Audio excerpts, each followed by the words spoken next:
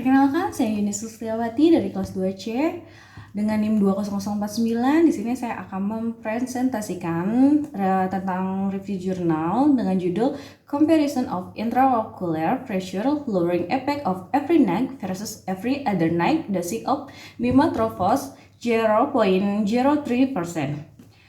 Dengan tahun jurnalnya tahun 2011, penulisnya yaitu Tarek Sajli and Mark Latina. Publikasinya oleh Mary Ann Liebert Inc. Latar belakangnya yaitu glaukoma adalah penyebab utama kedua pada kehilangan penglihatan di seluruh dunia dan menyebabkan lebih dari 2 juta orang di Amerika. Pengurangan peningkatan tekanan intraokuler atau TEO adalah salah satu faktor resiko yang dapat dimodifikasi untuk glaukoma. Bimatoprost 0,03% atau Lumigan Oligomer Inc. Ivernacii adalah salah satu dari analog prostaglandin yang biasa digunakan untuk mengurangi TEO. Ini mengurangi TEO sebesar 6,5 sampai 8,9 mm Hg pada pasien dengan glaukoma sudut terbuka atau hipertensi okuler bisa digunakan sekali di malam hari.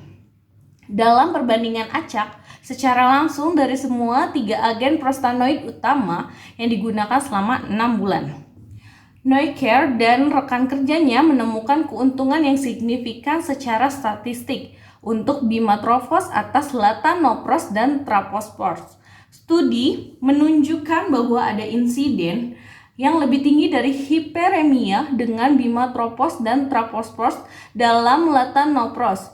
Itu juga muncul bahwa persentase yang agak lebih besar dari pasien memiliki efek samping lokal yang mengganggu dengan bimatoprost dibandingkan dengan latanoprost.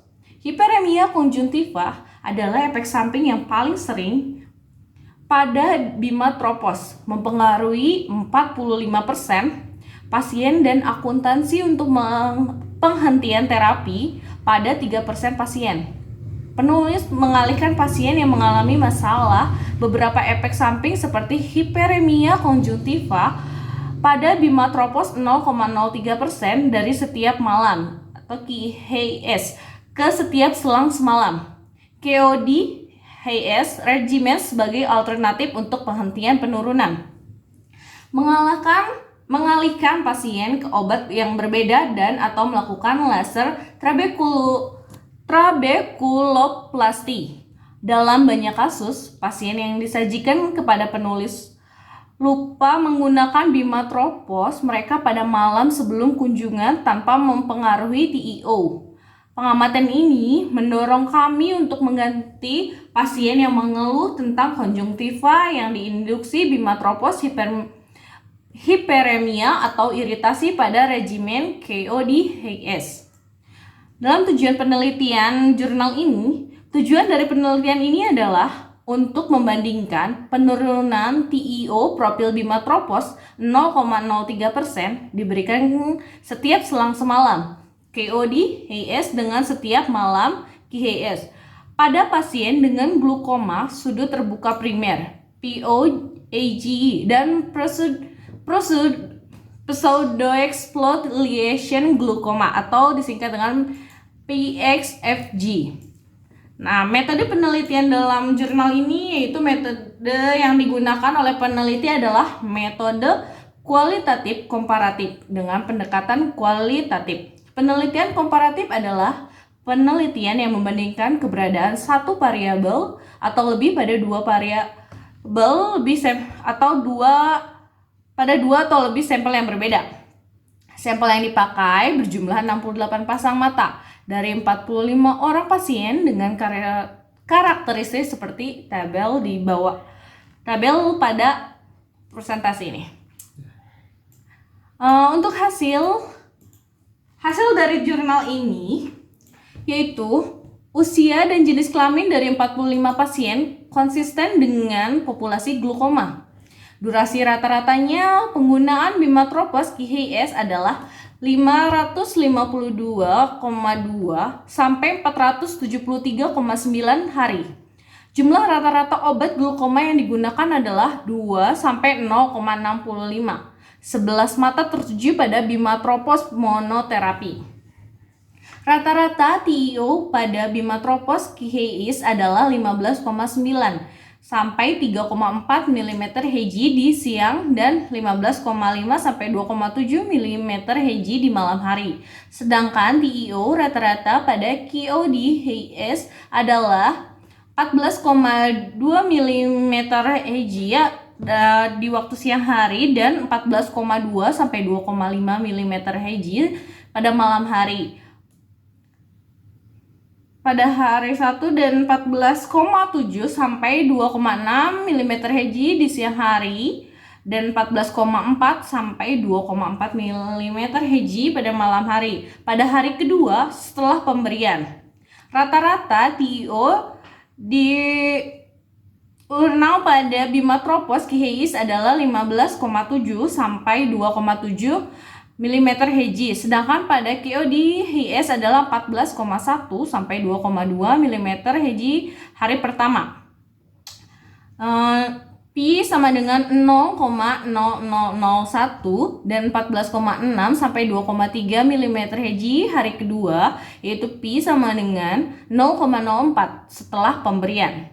TiO di pagi setelah terapi KODHS lebih rendah daripada TiO di siang.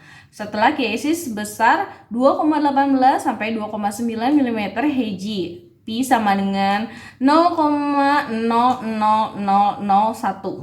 Dan pada hari kedua lebih rendah pada pagi hari sebesar 1,3 sampai 3,2 mm Hg, at Pi sama dengan 0,01. Malam TiO pada regimen KODHS lebih rendah dari malam TiO pada KHS sebesar 1,5 sampai 3,3 mm Hg pada Pi 0,04 pada hari pertama, dan pada malam hari kedua TiO lebih rendah 1 sampai 3,2 pada Pi sama dengan 0,04. Perbedaan antara fluktuasi TiO pada KHS dan KODHS hari 1 dan 2 masing-masing tidak signifikan. P sama dengan 0,87 dan 0,94. Dengan demikian, ada perbedaan yang signifikan secara statistik antara KHS dan KODHS mendukung KODHS siang dan malam hari 1 dan 2 setelah pemberian.